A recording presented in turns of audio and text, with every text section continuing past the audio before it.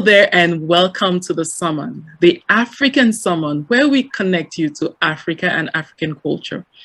In today's edition, we'll be talking about menstruation. And our guest is Mama Alice Tomasan. She was born and raised in Pinyin and has a lot to tell us about her experience with her mothers and her aunties and her friends and what they experienced at that time and how much things have changed since then. Please invite your friends, neighbors, and loved ones and join us at the fireside for this thriller. While you're at it, please subscribe to our channel, like our videos, and share. We really thrive on that. Welcome, Mama. Thank you, my daughter, for having you on this show. Thank you, Mama. It's an honor to have you. Mama, I would like for you to start out by telling us something about the glorious tribe of Pinyin, please. Pinyin village, from which I come from, is a village in the Santa subdivision. It has 9 different quarters. You have a Kongfuna, Indali, Ndapang, Ngali, Atwala, Bochi, Moa, Kongsa, and to name the rest. Pinyin is a lovely and hard-working village. In Pinyin, we have so many things that will grow in Pinyin, like the Irish potatoes, sweet potatoes, cabbages, leeks, carrots, and you name the rest. So these things, like the cabbage and the rest, with 3/4 from the northwest, come from the Pinyin village.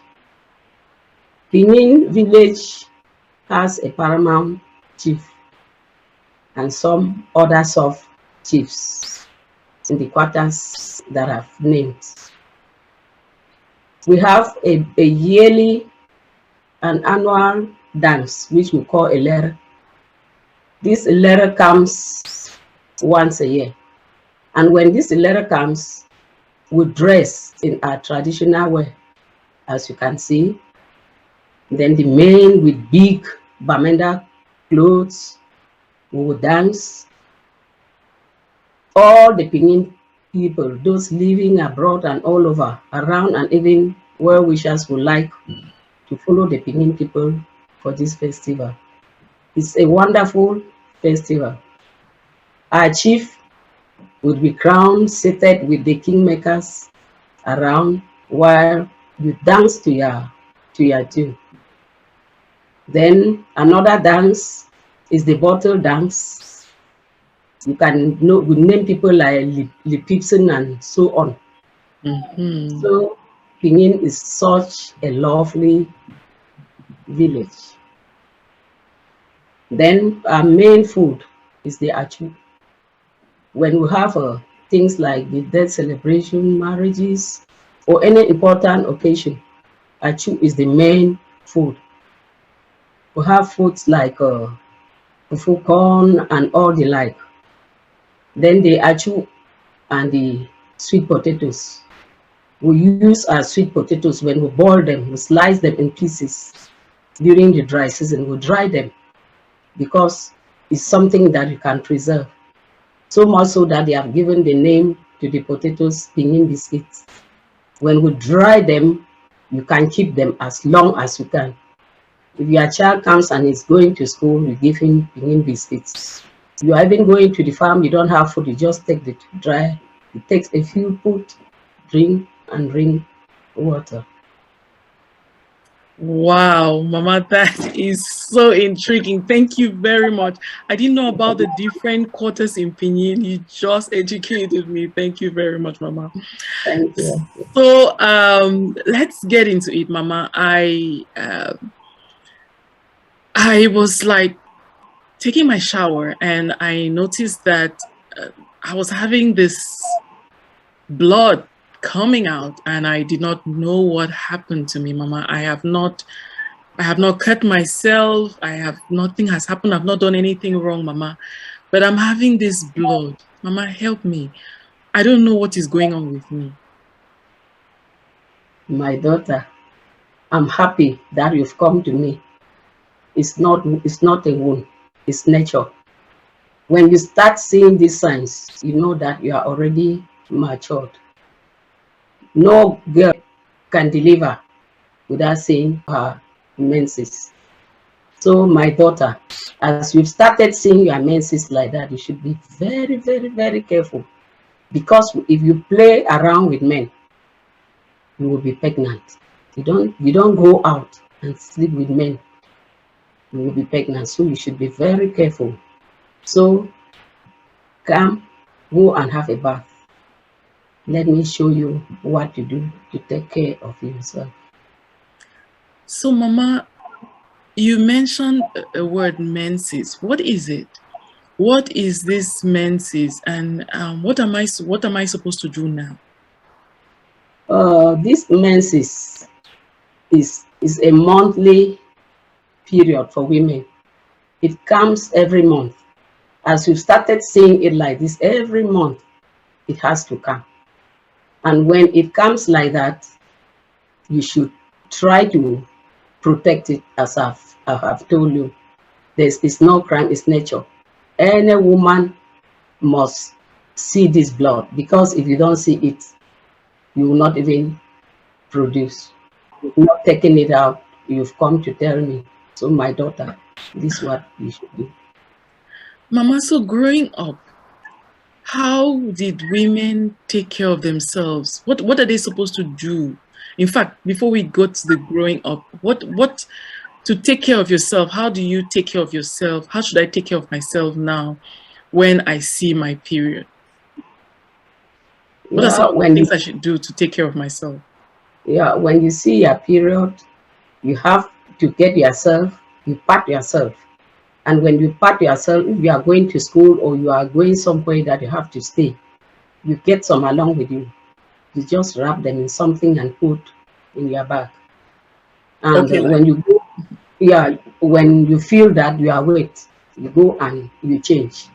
Then when you are holding wrappings, you make sure you have extra wrappings that when you remove it, you don't just expose it anywhere. You wrap it in something before you dump it where you want to dump it. Don't expose it in the public that people should see. thank you, Mama. So, Mama, growing up, did you get anybody to talk to you about your period? Was it easy to be able to tell somebody that this is happening to me, and how did people regard menses? Well, growing up in Pinyin in our days, it was just like a taboo. When a woman is on her menses, they would look a block. In the 40s, these sun-dried bricks, they would just prepare a place at the corner. You sit there. During that period, you are not allowed to pound at you in a bowl and give to your husband until when the menses are over. Somebody else cooks and give your husband. Mama, so what was the problem with you pounding at you? Well, we pound in mortars. These mortars, the bowls that we were using to pound at you, when you use it when you are on your menses, since we hadn't patterned every and any other thing to protect it, because when a chief or any important person comes in the house by then, you can put that bowl, particularly the chief, you would look for a good cloth and you put on that bowl. The person will sit there because nobody sits on that bowl. So it had some honor giving it to a chief. That's why women are forbidden when they are on their menses, they don't use that bowl.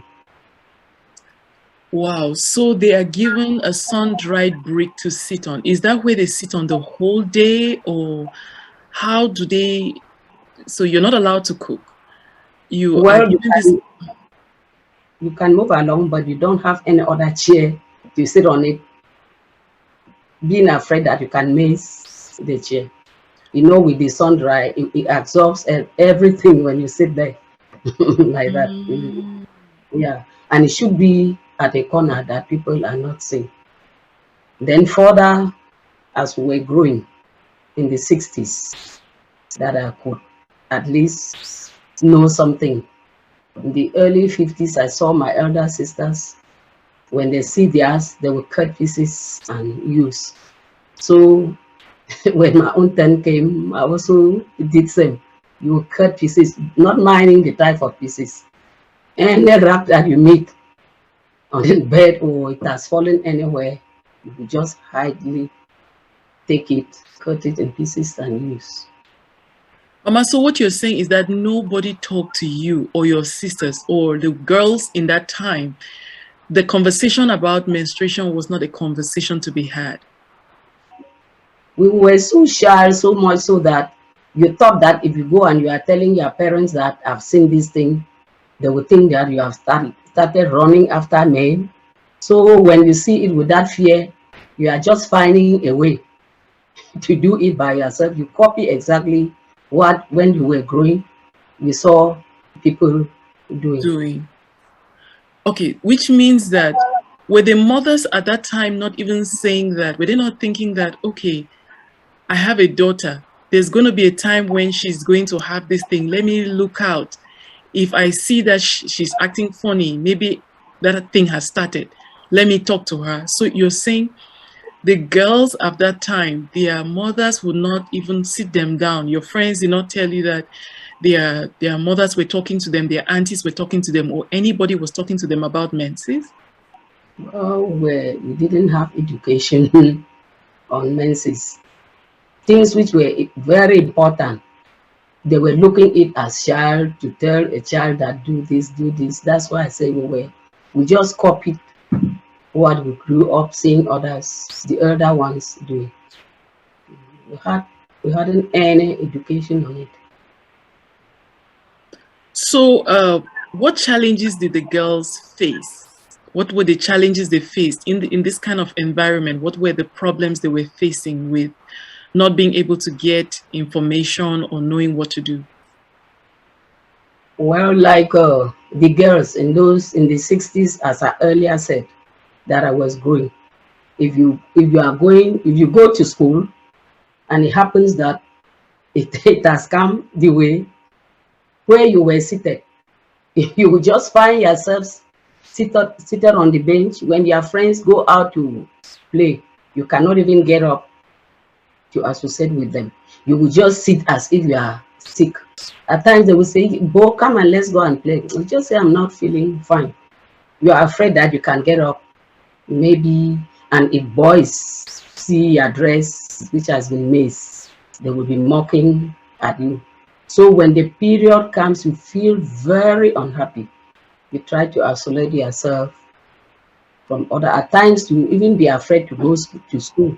You even just like to absent from school, and you say they should tell your teacher that you are You're not not well. well. Yes. Wow. So these pieces that they were wearing, how were the girls carrying it on them? I mean, you can only sit at that position for so long. How were they carrying it on them from school back to school? Help us understand. My daughter, you could manage when going, you can have a few of them, and there would not be many because by then dresses were not Common. that much. Yeah, they were not common in the village by then.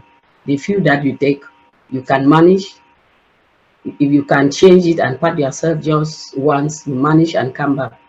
And the pants in those days were not all that solid. That if they are going to play and you follow them to play around, you can be afraid that it can fall and people might see it. So when your monthly period was coming, you felt so bad. Wow. So were these challenges faced just by the young girls, or were the married women having a different experience?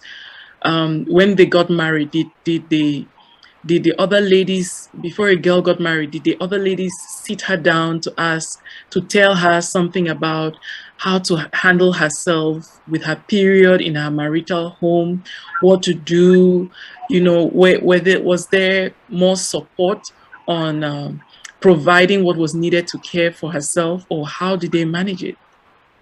Normally, as I talked of the blocks, it means when you are married, you should have sisters-in-laws. And most villages even have polygamy homes. So when it happens like that as a bride, you can just rush to your sister or to your elderly maid and tell her that this is what has happened.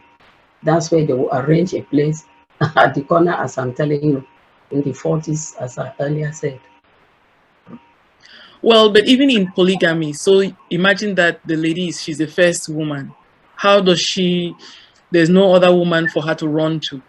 What does she do? How does she take care of herself? You even mentioned that she cannot cook during her period. So what happens? There's no food in the house? In the 40s that I said, by then we were not yet born. It's something that we grew and we learned that they were doing. So it may be they will run to a neighbor or any elderly person, woman, can meet her and advise her and tell her what to do. Or it may be before you get married, at times they can give your sister or your brother who's grown up to be staying with you. He can then help. If he cannot pound that at you, he can make any other food and give your husband during that period. Mama, so what happens to the culturally, how is it considered? Are women expected to say have sex during their periods, or is it considered nasty or a taboo to have sex when they are having their period? Even nowadays, I think you have sex during period is your menstrual period is really nasty. I think it's nasty. That one can be considered even now, as I see. Mama, it is so important because there are few places that are still talking about menses or telling our girls what to do. So it's I know that it seems like people should know, but forgive me for asking because you won't believe it. There are people who are thankful that you answered that question. So I really, really appreciate you that you help our sisters out there understand that this is not something, this is how to handle yourself during your period. Mama, so what would you like the world to know, society, the women, men to know about menses? Generally, there's a point that I used to witness: dropping of your parts carelessly in public, even right up in your own house. It is advisable to tell our girls that when you are on your period, when you remove your part, look something and wrap the part in before dropping it in a trash can or throwing it elsewhere so that people should not see, because it look nasty. Even though that is nature, it look nasty to remove it and just throw it around. At times when they throw like that, you see even dogs pull them, Oh, and so on. So that's my own advice to the women, that it should be hidden. and that The it's part. natural, right? And it's a natural occurrence. Yeah. It But should be what is something you? celebrated. Yeah. So it shouldn't be a taboo, something that God made. If a woman does not menstruate, just be sure that she cannot produce. So it's a good thing. We should celebrate our menses because God knows why. That's my own advice. Mama, thank you so much. Thank you very much for your wisdom. Thank you for sharing the story of a time that many of us have no clue about, you know, giving us insight into how far we have come and helping us to appreciate the blessings that we are really walking we are living and walking in, you know, and knowing that I pray that we have more mothers who are courageous to come on the show and tell us about their experience like you have. And thank you for sharing a lot about Pinyin with us. And thank you, Mama. For all our viewers out there, I hope you learned something. I hope this was an eye-opener. I hope that the conversations between the mothers and their daughters stay alive, and maybe even the fathers and their daughters stay alive, that you know it's your responsibility to keep an eye out as these young girls are finding out that they are menstruating. Some of them are scared, some of them are having questions. Don't let them go find out from someone else. Be that person who stands by and says, you know, one day you're going to have this experience, you know, come to me, you know, and I will guide you and I'll show you what will happen, what you should do. You know, be the person there to encourage them, to celebrate when you see this happen, because that tells you your dream of a grandchild is going to come true. You know, well, that's the end of our show today. And thank you, viewers, for joining us. And I'm your host, Manondo Akono, saying until next time, thank you for responding to this summon. Do subscribe to our channel, like our videos, and share. Bye-bye now. You're welcome.